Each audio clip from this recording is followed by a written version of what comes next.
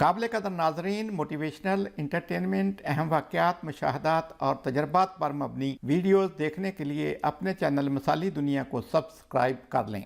बिस्मिल्लाहिर्रहमानिर्रहीम। अस्सलाम वालेकुम दोस्तों, आज मैं आपके साथ दो सच्ची कहानियाँ शेयर करने जा रहा हूँ।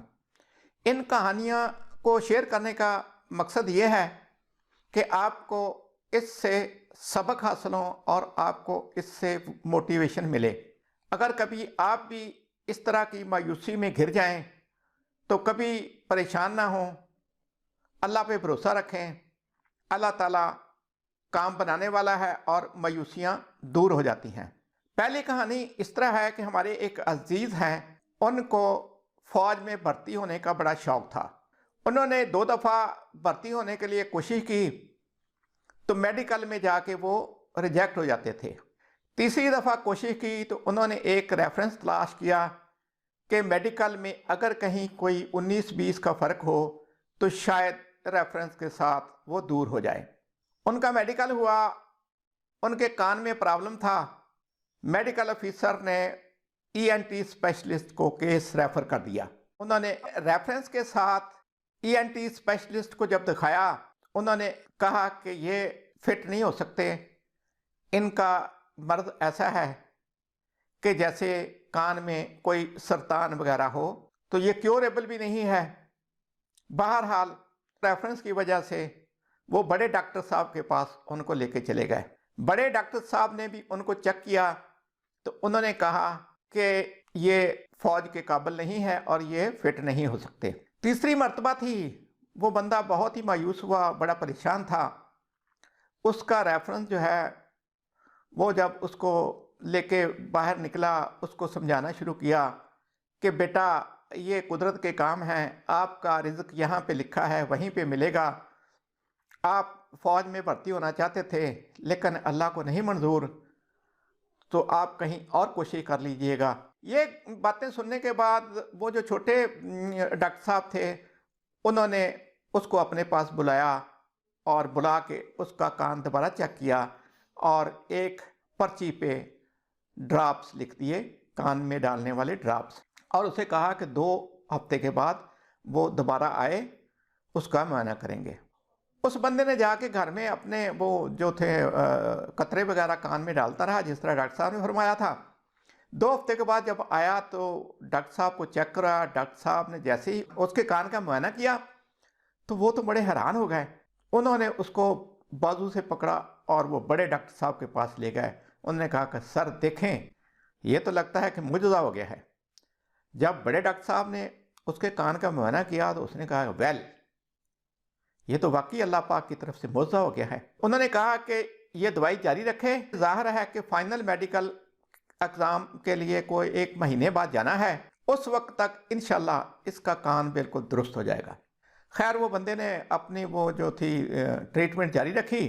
उसके बाद वो जब गया फाइनल सिलेक्शन के लिए, उसका मेडिकल हुआ तो वो फिट हो गया और आज भी वो फ़ौज में कई सालों से सर्विस अंजाम दे रहा है। दोस्तों, देखा आपने कि जब बंदा बहुत ज़्यादा मायूस हुआ तो अल्लाह पाक ने उसकी मदद फरमा दी। ज़ाहिर है उसके दिल से दुआ भी निकली होगी कि या अल्लाह मेरी मदद फरमा। अब आपको दूसरी कहानी सुनाते हैं। हमारे एक दोस्त हैं, वो किसी महकमे में क्लास 4 भर्ती हो गए थे, पढ़े लिखे, लेकिन ज़ाहिर है वो क्लर्क वगैरह या एलडीसी की नौकरी नहीं थी। मजबूरन वो क्लास 4 ही भर्ती हो गए। दफ्तर वालों ने देखा कि ये बंदा जो है पढ़ा लिखा है, होनहार है, कंप्यूटर वगैरह अच्छा जानता है। उन दिनों कंप्यूटर कम लोग ही जानते थे। उन्होंने कोशिश की कि यार आइंदा जब भी कभी क्लरिकल स्टाफ की वैकेंसियाँ आएंगी, एलडीसी की वैकेंसियाँ आएंगी, तो इसके को अप्लाई करवा देंगे और ये एलडीसी भर्ती हो जाएगा और ये हमारे दफ्तर के लिए मुफीद साबित होगा। खैर वो एलडीसी की असामियाँ आई, वो बच्चे ने इंटरव्यू वगैरह दिया, टेस्ट वगैरह दिया, लेकिन कामयाबी नहीं हुई। और करते करते ये कोई 4-5 मरतबा ऐसा ही हुआ कि उसके जो इमीडिएट बॉसेस थे, ऑफिसर्स थे, वो भी चाहते थे कि ये बंदा सिलेक्ट हो जाए। उन्होंने कोशिश भी की कि ये बंदा सिलेक्ट हो जाए, लेकिन वो बंदा सिलेक्ट नहीं हो रहा था। कभी कभार उसको दूसरे दफ्तर वाले भी अपने कामकाज के लिए उस बंदे को बुला लेते थे, क्योंकि वो बंदा नीयत का बहुत अच्छा है। अब पंजाबी में कहते हैं कि नीयतों को भाग, इन्नमल अमालो बिन्नियात, और ये हदीस शरीफ भी है। उन लोगों ने भी बड़ी कोशिश की, उनका भी असर और रसूख था उनके डिपार्टमेंट में, ये बंदा किसी तरह भर्ती हो जाए, क्योंकि वो बंदा बहुत ही सबमिसिव, बहुत ही मेहनती और बहुत ही काबिल था। खैर वो बंदा भर्ती ना हो सका। उसके एक दोस्त को घर में कोई प्रॉब्लम थे, उसने उसे कहा कि यार आपके पास मोटरसाइकिल है तो वहाँ जगह पे जाना है, एक बुज़ुर्ग हैं वहाँ से दवा करवाएंगे, तो मेरे साथ चलो। वो खैर चले गए। वो जो दोस्त है उसने अपना मसला बताया और वो बुज़ुर्ग ने कोई तवीज़ लिख दिया या कोई वजीफ़ा बता दिया। वो कहते हैं कि वहाँ बैठे बैठे मेरे ज़हन में आया कि क्यों ना मैं भी अपना हाथ चेक कराऊँ। मैंने उसे कहा कि यार मेरा भी जिक्र कर दो इनके साथ। उस दोस्त ने कहा बाबा जी ये मेरे दोस्त हैं और इन्होंने बड़ी दफ़ा कोशिश की है कि इनको क्लरिकल की जॉब मिल जाए, क्लर्क भर्ती हो जाएं। ये वैसे तो मुलाजमत कर रहे हैं कोई पहले दूसरे स्केल में। बाबा जी ने उसकी तरफ चटरी सी नज़र के साथ देखा और कहा कि बेटा तेरा तो मालिक ही राज़ी नहीं है। वो बंदा कहता है पहले तो मैं समझा नहीं, तेरा मालिक अल्लाह है और अल्लाह ही तुझसे राज़ी नहीं है, तो अल्लाह को राज़ी करो तो भर्ती हो जाएगा, तुम लोगों के पीछे भागते रहे हो। वो कहते हैं एक दफ़ा तो मुझे बड़ी परेशानी और मायूसी भी हुई। मेरे ज़हन में पता नहीं क्या आया कि मैं खिलखिला के हंस पड़ा। बेसाख्ता मेरे मुंह से निकला, और तू है मैं लोगों पीछे नसदा फिरदा, तेरा ते मालिक ही तेरे तो राज़ी नहीं, तो तू मालिक नू राज़ी कर। वो कहते हैं मैं घर आ गया और उस दिन के बाद मैं बड़ा ही रिलैक्स हो गया। मेरी तमाम परेशानी, टेंशन सब दूर हो गई, और यही था कि जब अल्लाह को मंजूर होगा तभी होगा।